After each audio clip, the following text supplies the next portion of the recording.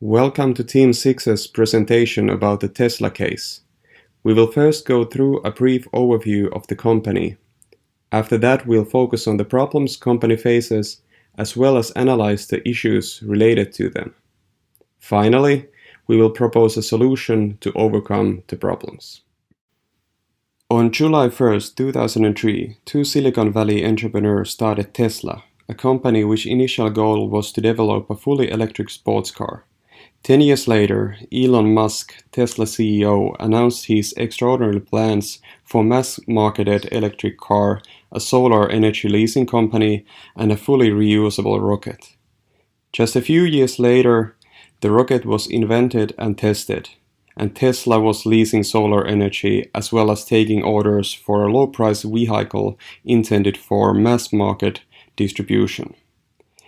The acquisition of SolarCity, a manufacturer of solar cells, enabled Tesla to start providing solar energy systems alongside electric cars, but also strengthened Tesla's value proposition of providing clean energy for e-car users. Tesla also invested to a gigafactory for lithium batteries, reducing cost across the entire value chain. The factory helped Tesla to maintain its supplier relations as well, since it was able to offer batteries to other car manufacturers in return of standard parts. Tesla was really becoming a disruptive force in automobile industry, but in order this success story to continue, it needed to live up to the expectations of its customers, employees, and investors, as well as the public. The main bottleneck Tesla faces is its production capacity. The long waiting line for its cars messages a strong customer support and attraction. However, in order to finally get your Tesla delivered to the closest Tesla depot could take up to 2 years. Niche customers Tesla was targeting in its earlier era wouldn't be too bothered waiting due to their higher economic status and availability of second vehicle. Mass-market customers who Tesla is targeting with its new Model 3 are not that patient and could choose a competitor instead if the delivery time can't be cut. People are already selling their places in the line, which is not necessarily a bad thing, but losing paying customers shouldn't be a strategy for a company aiming for mass markets. By looking at Tesla's statement of operations, it is obvious that the increasing R&D and other investments can't be covered without producing more products for sale. The company hasn't been profitable in many years, but investors are still happy to invest. At some point, the company needs to start making profit to maintain the trust of its shareholders and attract additional investments. The main source of these shortcomings is Tesla's insufficient production capacity. It has only one factory producing cars, and the rush is causing quality defects and worker injuries. Furthermore, to answer the whole demand of electric cars, Tesla would need to find an additional supplier of lithium, and the current gigafactory's capacity to provide all the batteries is unlikely. The shortage problem concerns also Tesla's solar energy business unit, which is also running late on their delivery of solar panels. There is also a more specific delivery problem in some states inside USA, as well as the problem of sourcing unique parts to the vehicles, namely the powertrains. The delivery problem concerns the legislation that prohibits car manufacturers to sell cars directly to the end customer. However, we suggest that the production shortage is the largest problem, and by answering the demand and living up to stakeholder expectations are also the keys to solve these other problems. As stated earlier, the main issue for Tesla is to live up to the expectations the market has and what they have set for themselves.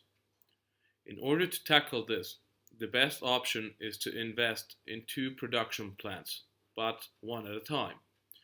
First up is a new gigafactory that will help Tesla to ramp up battery production, which will also reduce delivery times for their solar energy business unit. With another gigafactory in place, they can focus on producing more cars since they will have more batteries available as well. For producing more cars, it is fundamental that another car plant is built, since currently the delivery time can be up to 2 years and a lot of quality defects and worker injuries are occurring due to rushing in production. Investing in these two plants one at a time will also allow Tesla to start gradually phasing out from outsourcing unique parts that are necessary in their manufacturing process, which will lower their dependence on one or two original equipment manufacturers. This strategy will also benefit Tesla, even if the battery production capacity exceeds their own needs for electric cars, which can be the case until the additional car plant is up and running. First, the excess units can be used for other Tesla products, such as the Powerwall. Second, excess batteries can be sold to other car manufacturers that either don't have their own production or lack know-how on how to produce batteries that have similar or better quality as Tesla's. Once the car manufacturing of Tesla is scaled to the demand, the batteries can solely be used for Tesla cars. Now, Tesla is currently the trailblazer on electric cars. However, many of the big traditional car manufacturers have already announced their plans on developing fully electric cars that can match the performance of Tesla. Volkswagen, for instance, has announced they are investing $50 billion on new plants, electric cars, and autonomous driving between the years 2019 and 2023. Moreover, Volvo, the big Swedish company, has announced that starting from 2019, all of its new cars will partially or fully use electricity. Of course, other big manufacturers are following these strategies as well. For instance, Mercedes-Benz and Jaguar are known to be developing fully electric cars, although exact schedules are currently not known.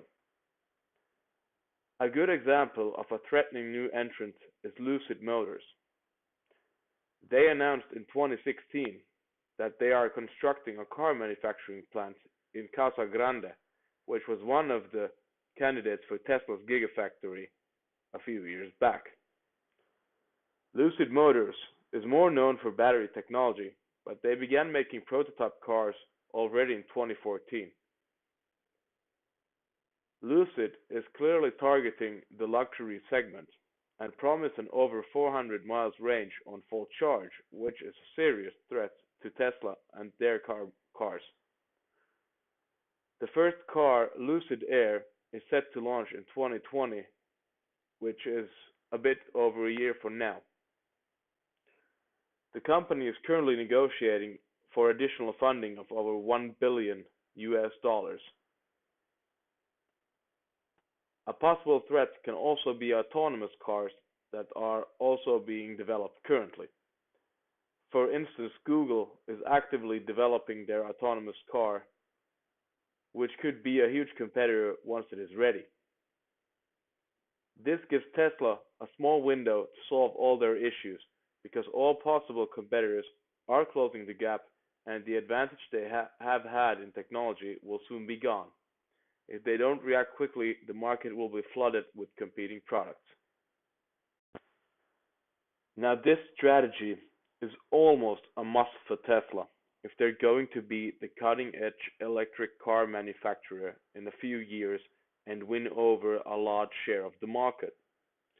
Investing heavily is always a risk, but all signs in the global economy point to reducing carbon emissions and cleaner energy.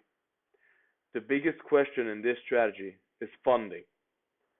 Tesla's financials are a pretty bad read currently, although the company is valued very highly in the stock market and they have attracted a lot of investors. They have been struggling to remain profitable, which indicates that there should not be excess capital for these kinds of big investments. Attracting additional investments will be crucial for Tesla because otherwise it will be nearly impossible to build a gigafactory and a car manufacturing plant in the coming years. The looming question is, does the market still believe Tesla will overcome its issues and rise to prominence once the production is running smoothly?